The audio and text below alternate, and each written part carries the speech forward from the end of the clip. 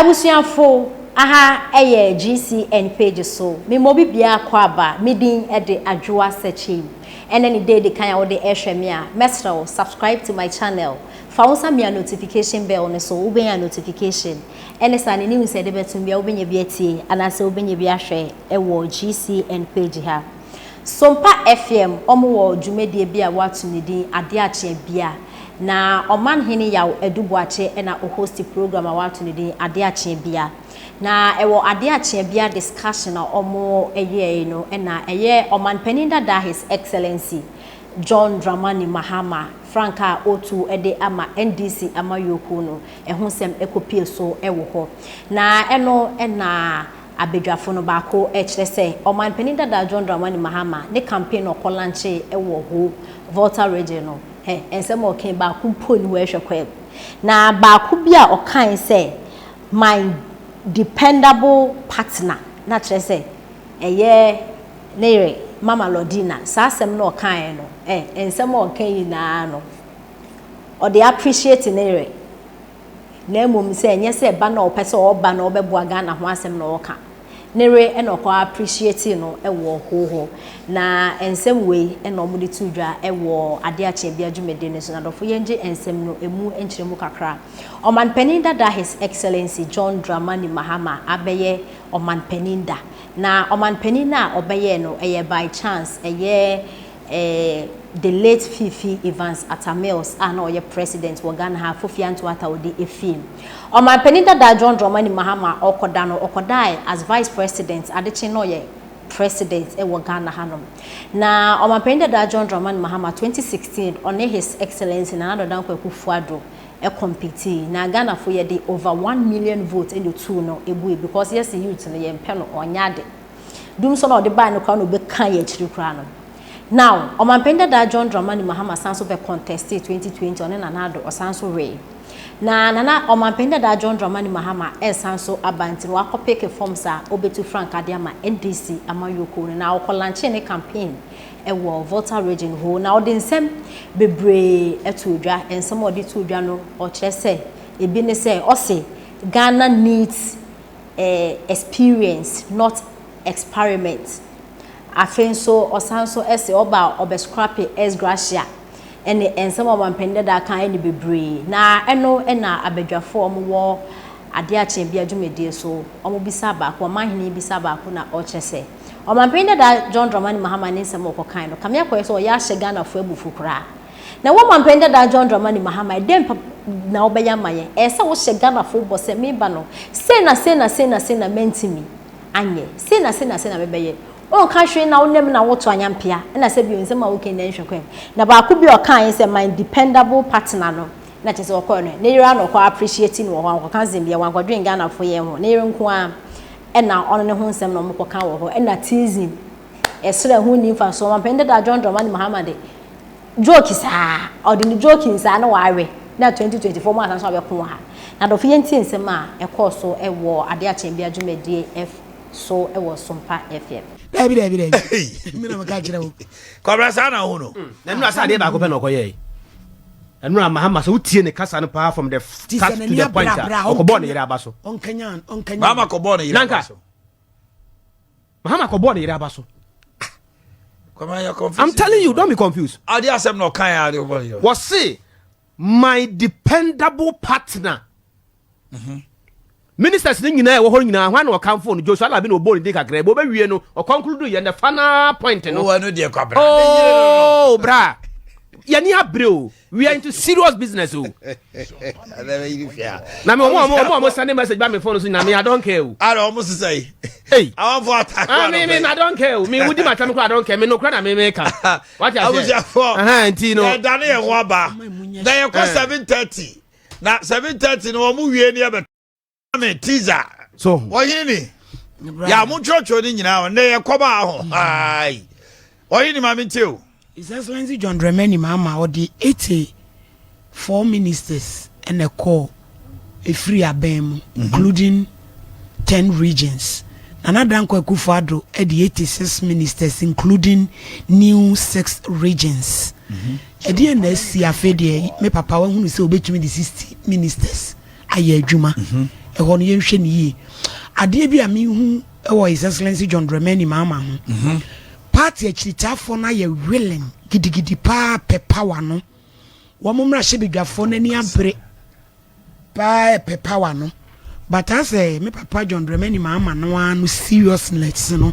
mehu ne saa adai oh so we the way am rache bedwafo nani abre party chitafo nani abra say ase me papa say agoro bi ase onye serious bi o me seriousness pa me hu say nani abre so di be edge to me no me hu ne sa on say on shebo ko se ne ma dada no be on so on shebo na say bo sha na bi mu say on shebo go bo mo ti he's being smart na make a John on shebo na ade na hoye no ase wonyi ni papa ase befa ase mfa me sa na mu no batachitafo ne de ani abre no no a odi ani mu no ne niema ye bi du pese o kanya ne ho ode mu sa on kanya ne ho na o ma ye hu de egu pono so sikasem na de ye gina ba bi ye gina yi me ba sikasem no say na me beye amaga ne sikasem aye kama na aka kire me say wo be 60 ministers awoko udi 84 ne ko ya e de na si hwan na abeyi na firim wo be yi agrek wo be yi hef so ni pa o be fa so e bi calculate system no oh bra calculate system no na de say as a vima e wo papa mu no mo ma na akọ sa da bi mi hu ne sa echitafo na asoafo ne mrahye bedwafo ne de o mani abre na wono a odi animu no ese ni ese ye entranhwe bi sa na mi mantra makwe onye serious bebre na papa jo mama pa pepa wa pangeni mo share page na men start and the program on person me ye de nyame ase o de na che yen obi a hope say what na ase ubetie de ekoso and ye wo videos kakra bi wo ha ye bebo na ya pensen mu na ye di atitete nkrofo bi to na afei so ye tumi solidify ye ho for the job ahead. Now chairman, yes sir, one thing I have come to notice about Ghana and then they say now and somebody can correct me, we claim that they are no kase ye papa utie but enye papa ne ye fake I just talking chairman yeah they are no kase oh minya me doctor but obwa talking point in kwa chairman adentina mekwa akoka sa asem we sabre yeti wa michia o otovin michia o michi obi a wo ha bia chairman hwese Ghana for yakoto aba na John Dramani Mahama we lose flat over 500,000 votes and we lose by oh yes na esan say ye pese ye ka NDC for kakra omusu kra idea san komo be rane ni bi ye be ka omu ahyenti no ene ye ka say ade no ye ndi ntum ena me betna ha ka kire mu ni na say the reason why Professor is omu nja ade we ntum na ye simple ye said ye be ya say 2024 bedu na say ye koto aba na say ye po bi ba na be di NDC animu a esan say ye di ahye ye party for the trim say ye wi anu nti no ye be see am an opportunity of course because as I speak to you from a very reliable source chairman there is a lot of fightings going on in NDC and all the fighting going on and they say ye won prophobia omo no mo gidi se Mahama wapem. They don't think Sam Mahama can take them to win any other election. of course not Okay? And those people are advocating, say, simple say 2024 na yen to near winia. We should prepare ourselves so that after 2024, by that time we have a formidable candidate here. Yet no for a very long time. Now where to me about taking the realms. And you okay, there's no swap. Almost Jenny say the Rollinsm, and I said the Rollins away, Rollins spirits now what NDC mono free, and they have been sidelined. So that function is there. And you what omo buy and say yes you be didi to send the biabe fra MPP mono. yes Now omo buy omo who say juma omo buy ye ni na no ya kwa because it's just a certain ring the be and BDA. Yeah. These things plus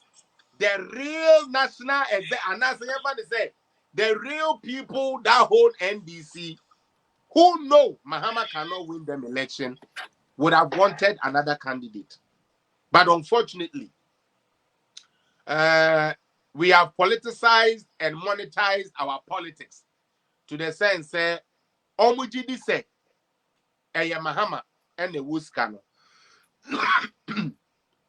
Another school of thought, so I say, Omunim say Mahama ain't to me ain't winning election. Chairman. Yeah. And me, I'm on the side of these people. They know Mahama cannot win an election. However, they want him to waste all the money he stole. Sana Mr. Midwin. Yep. Utie and Crawfordy and Chairman, these are functions. So, woman himself Mahama, you didn't call a bread, you be losing